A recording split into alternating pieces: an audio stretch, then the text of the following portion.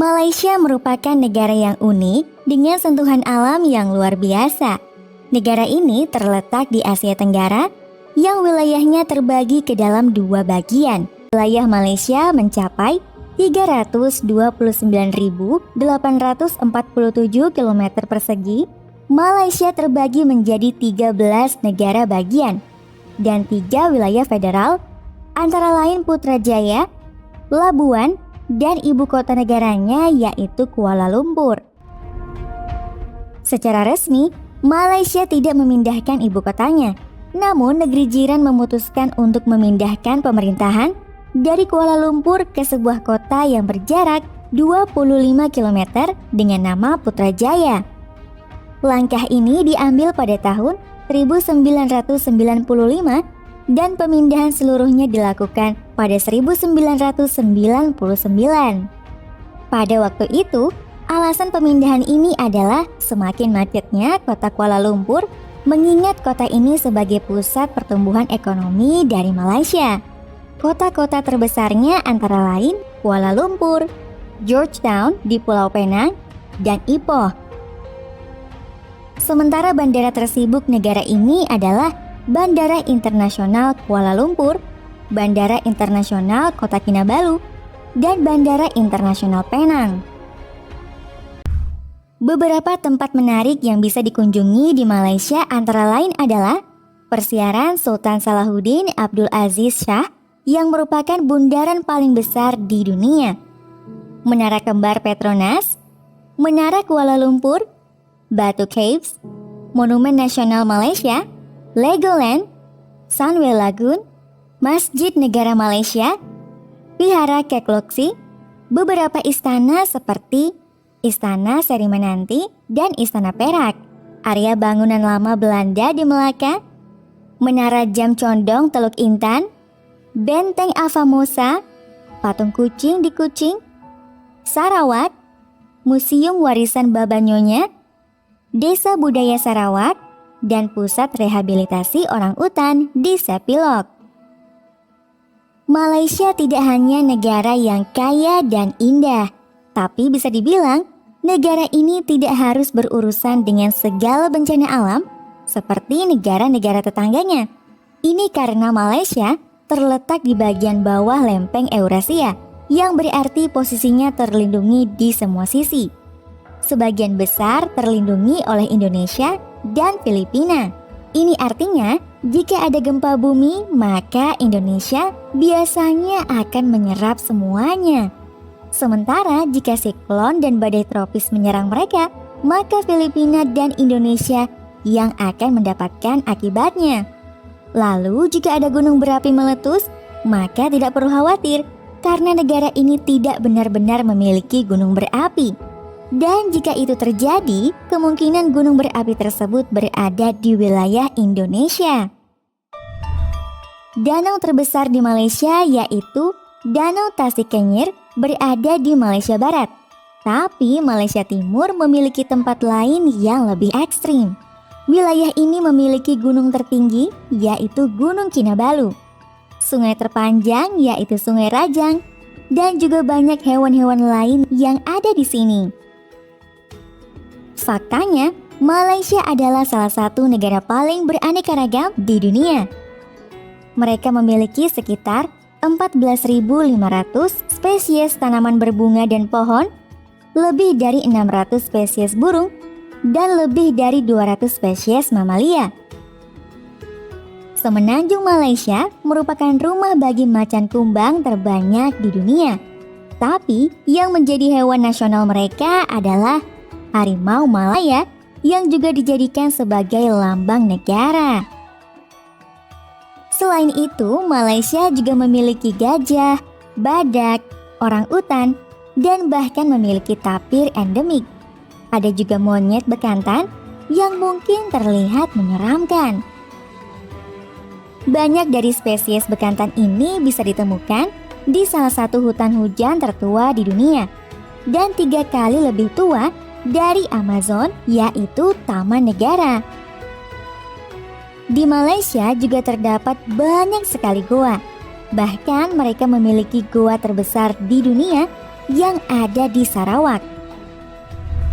Mereka juga dikenal sebagai negara yang memproduksi barang-barang elektronik, minyak sawit, minyak bumi, gas, dan karet. Malaysia sebenarnya adalah produsen minyak sawit terbesar kedua di dunia dan pembuat kondom terbesar di dunia. Nice. Selain itu, juga memiliki perusahaan mobil nasional sendiri, yaitu Proton, yang menjadikan Malaysia sebagai negara ke-11 di dunia dengan kemampuan untuk mendesain dan merekayasa serta memproduksi mobil sendiri. Sementara itu, beberapa makanan khas dari negara ini antara lain adalah nasi kandar, nasi dadang, nasi kerabu, ayam bakar Malaysia, buah manggis dan durian, dan hidangan nasionalnya yaitu nasi lemak. Di sini kita juga bisa melihat atraksi teh tarik yang terkenal, di mana pelayannya menuangkan teh yang kadang-kadang panjangnya bisa lebih dari 1 meter. Sebagai catatan, kata Melayu sebenarnya mengacu pada ras yang membentuk Malaysia, sementara orang Malaya adalah istilah geografis untuk masyarakat Malaysia Barat yang ada di Semenanjung dan bukan bagian dari Kalimantan. Sedangkan orang Malaysia adalah istilah kewarganegaraan dan identitas mereka sendiri. Jadi orang Melayu yang ada di Singapura adalah etnis yang sama, tetapi tidak bisa disebut sebagai orang Malaysia. Dan seorang warga keturunan India yang tinggal di Kuala Lumpur akan menjadi orang Malaysia dan orang Malaya, tapi tidak termasuk sebagai orang Melayu. Malaysia sendiri memiliki penduduk sekitar 32,37 juta orang dan merupakan salah satu negara dengan pertumbuhan tercepat di Asia. Negara ini terdiri dari 68,8% etnis Melayu atau Bumi Putra, penduduk asli Malaysia. Lalu sekitar 23,2% penduduk negara ini adalah etnis Tionghoa. 7%-nya adalah orang India, dan sisanya 1% adalah kelompok lain yang bercampur, termasuk beberapa kelompok orang Asia dan Eropa lainnya. Malaysia adalah salah satu dari sedikit negara monarki di dunia dan bukan hanya monarki yang konvensional, sebab mereka memiliki 9 raja. Ada 9 negara bagian yang masing-masing memiliki pemimpin yang disebut sebagai sultan. Dan setiap 5 tahun, mereka akan berganti tempat untuk memungkinkan salah satu dari 9 sultan ini untuk memerintah sebagai kepala raja, yang dikenal dengan sebutan Yang di-Pertuan Agung. Ini berarti bahwa secara teknis, jika kamu seorang anak laki-laki dan ayahmu baru selesai menjadi raja, untuk masa jabatan 5 tahunnya, maka kamu bisa menjadi raja berikutnya. Tapi harus rela menunggu setidaknya 4 tahun agar hal itu terjadi. Meskipun demikian, para raja tunduk pada konstitusi yang membatasi kekuasaan mereka, sebagian besar untuk urusan budaya dan agama, serta untuk menunjuk pemimpin tertentu. Sebagian besar kegiatan pemerintah diadakan serta dikendalikan oleh Perdana Menteri dan Parlemen. Pemilihan umum yang terjadi pada tahun 2018 membawa sebuah kontroversi baru, karena hal itu secara efektif mengubah segalanya untuk pertama kalinya sejak 1957. Koalisi Barisan Nasional akhirnya kalah dalam pemilu tersebut, dan Koalisi Pakatan Harapan kemudian mengambil alih kekuasaan negara. Negara ini juga memiliki 2 bahasa resmi yang diakui, yaitu bahasa Malaysia dan bahasa Inggris. Bahasa Malaysia pada dasarnya dapat dimengerti oleh orang Indonesia karena banyaknya kata yang sama. Meskipun demikian, sekitar setengah dari populasi penduduk Malaysia kebanyakan fasih dalam 3 bahasa, ditambah dengan bahasa ibu mereka, terutama jika mereka adalah bagian dari kelompok minoritas Tionghoa dan India. Populasi penduduk Malaysia cukup beragam. Banyak di antaranya orang-orang Tiongkok yang dikenal sebagai Tionghoa Peranakan yang telah ada di sana sejak abad ke-15. Mereka memiliki budaya Melayu Tiongkok yang unik dengan sentuhan pengaruh Eropa. Komunitas India sebagian besar adalah Tamil dan Telugu yang berbicara menggunakan bahasa Dravida di India Selatan yang dibawa selama masa kolonial Inggris. Lalu kelompok mayoritasnya tentu saja adalah etnis terbesar yaitu etnis Melayu atau Bumiputra, serta orang asal atau orang asli yang merupakan suku Melayu paling asli yang membentuk mayoritas penduduk di Malaysia Timur di Pulau Kalimantan. Terkadang kedua kelompok ini disebut sebagai orang Melayu, meskipun beberapa orang mungkin tidak setuju. Ada juga suku Bajau yang hidup di tengah lautan dan mereka telah beradaptasi untuk menahan nafas selama 15 menit di bawah air. Yang cukup menarik adalah terkadang orang Indonesia menuduh orang Malaysia mencuri budaya mereka karena banyak orang Malaysia yang berasal dari Pulau Sumatera. Berbicara mengenai keyakinan, Malaysia juga memiliki agama yang cukup beragam. Meskipun agama resmi mereka adalah Islam, tapi negara ini juga mengakui agama lain. Sekitar 61,3% beragama Islam, 19,8% Buddha, 9,2% Kristen, 6,3% Hindu, 1,3% kepercayaan tradisional Tionghoa, 1,7% tidak diketahui, 0,4% lainnya. Terdapat banyak masjid, vihara, kuil dan gereja di mana-mana. Budaya Melayu juga didefinisikan melalui beberapa aspek seperti misalnya pakaian. Sementara beberapa kesenian tradisional mereka antara lain adalah tarian joget Melayu, teater makyong, seni wayang tradisional, pencaksilat bergaya Melayu, tenun songket, serta arsitektur bangunan bertopang tajam dan beratap curam.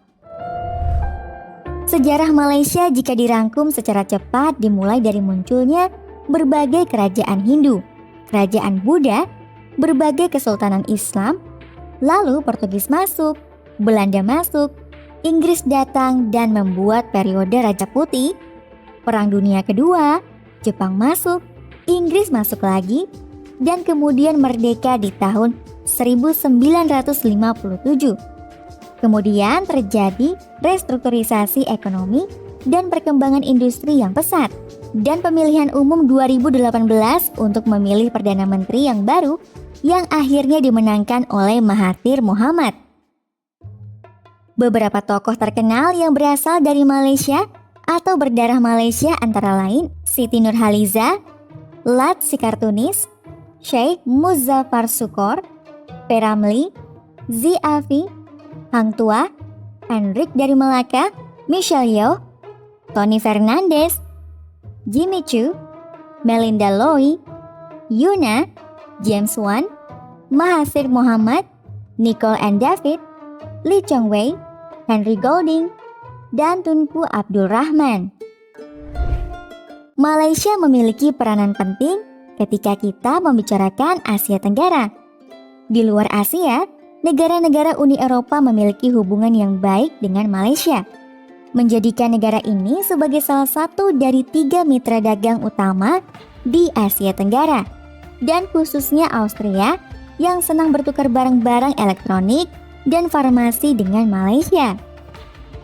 Inggris juga masih terhitung dekat dengan mereka. Sebagai bekas koloni, banyak sisa budaya yang masih terlihat hingga saat ini. Malaysia juga tergabung dalam persemakmuran bangsa-bangsa yang dipimpin oleh Inggris. Banyak orang Malaysia yang tinggal di Inggris dan sebagian besar penduduk kulit putih di Malaysia adalah keturunan Inggris.